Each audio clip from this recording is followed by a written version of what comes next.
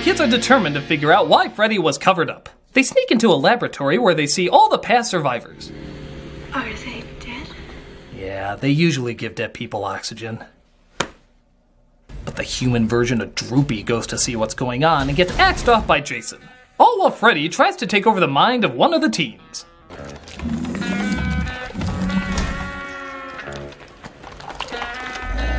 Yeah, that's what Jack Black sees in the toilet every day.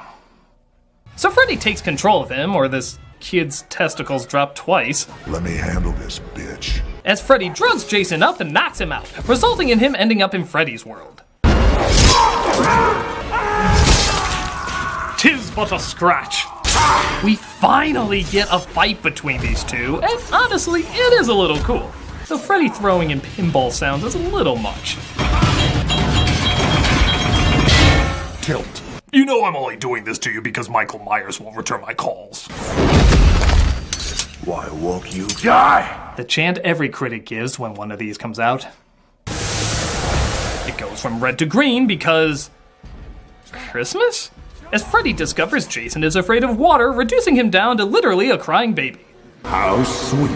Now there's a face only a mother could love.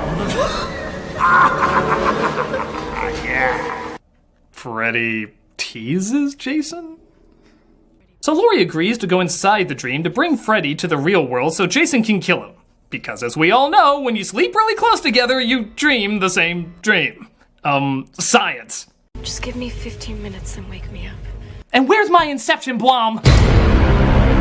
She goes inside Jason's dream where she sees Freddy torturing him. Aren't you gonna help the kid? It's not my fault this bitch is dead on her feet.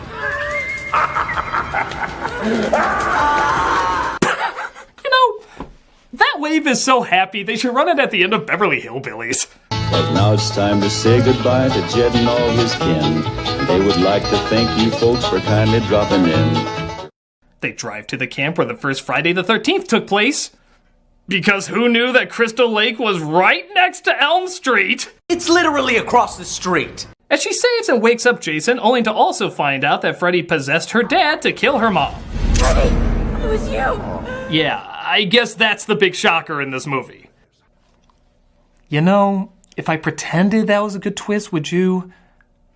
No, you have nothing to offer. I'm just calling that dumb. Meanwhile, the teens never learn that in a horror film, you keep a lantern away from gasoline. Who the hell is a lantern in 2003? Which just gets Kia so mad. Oh, you fucking asshole! God damn it! That does not sound like someone going up against a killer. That sounds like someone annoyed that they lost their Netflix login. Oh, you fucking asshole! God damn it! I just discovered the IT crowd, too. So they look for any weapon they can find. America. But Laurie manages to wake up while bringing Freddy with her. Little bitch. Dream science! As we finally get the big showdown we were promised.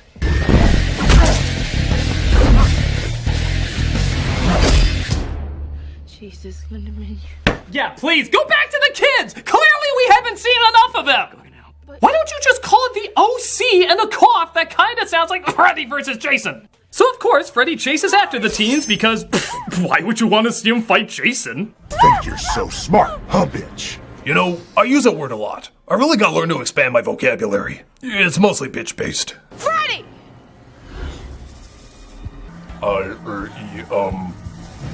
Guess I'm going over here? Tell me something. What is with the butter knives? You trying to compensate for something? Wow, I think that's the scariest face he's made throughout the movie. That's just longing to become a meme. Like, Walmart has edible panties, you say? Do what you want with it, internet, it's on me. Finally, Jason's like, piss off, bitch, my movie. And they get to some real fighting. To be fair, when they actually do fight, it is kind of fun. I like how he slams him through like a dozen windows or fires air tanks like torpedoes. Even Jason's crotch apparently is so hard it hurts Freddy's foot. Oh my god, what are those made of? Those chomp balls from Mario 3? Hey, asshole! Oh, I really should have thrown bitch in there.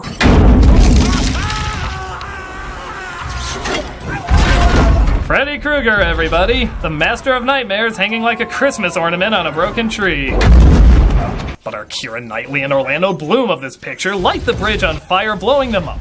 Which, of course, is only like a light fog to them.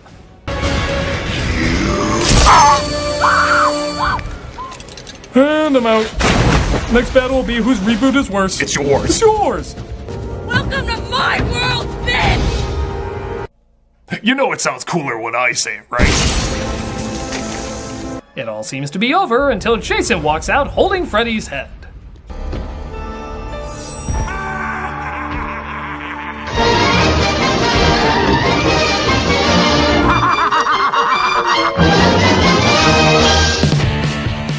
I'll give this movie this. When it's actually Freddy versus Jason, it is fun to see. It's goofy and over the top, but that's what you'd expect from these movies by now. Everything else, though, is just kind of dull, which sadly you'd also expect from these movies by now. The idea of grown-ups covering up Freddy's existence, even to the point of torturing innocent kids, it's kind of an interesting idea, but it never really goes anywhere. It's mostly just dumb teens being dumb teens, and that's not what we wanted to see. We wanted to see two monsters kick each other's asses. And when it does that, it's great. But when it doesn't, it turns out a long haul that started a lot of cool crossovers, but definitely came from a rocky start. And at the very least, it was rated R. I'm so sick of all these PG-13 films trying to be R, but not having the cojones to go all the way.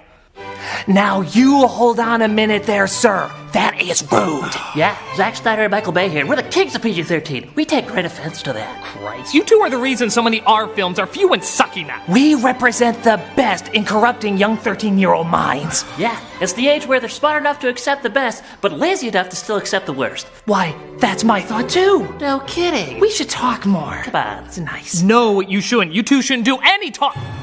Wait a minute. The need for destruction. The lack of effort in writing. Not having a good story or characters in the least, and yet somehow always turning out a hit. By God! I've discovered the ultimate terrifying team-up! Who? Snyder and Bay, the most horrifying combination of terror ever. Witness them destroy the minds of any child who sees their work. Remember, if violence isn't the answer, Then you're doing it wrong. yeah, come on. Fear their ability to make the most amazing things suddenly seem boring and dull. Hey, babe, I only have 5 explosions for the scene of 2 people talking. Oh, well here, take 3 of mine. Oh, wow, thanks. Ponder their lust for trying to make the military look good, but always somehow make them look like morons. Call it an homage, sir. A what? I just think he's kinda hot. Now that's good writing. And flee in terror from their never-ending use of hot women to distract from the obvious truth. What's that? Well, it just looks like you're clearly overcompensating. For what? You really don't know. Don't know what. I mean, we all discover things in our own way, but don't you think you guys might be... just might be... Might be what? I shouldn't rush it. You'll figure it out when you figure it out. Okay, whatever. You're my babe. Oh, thank you so much. Oh, hey, look, Megan Fox. Oh, yeah, she's hot. Attractive. Boobies. Right. Yummy. Snyder and Bay, because you'll watch them. For some reason, you'll watch them. I'm the Nostalgia Critic, and don't say I didn't give you anything scary this Nostalgia week.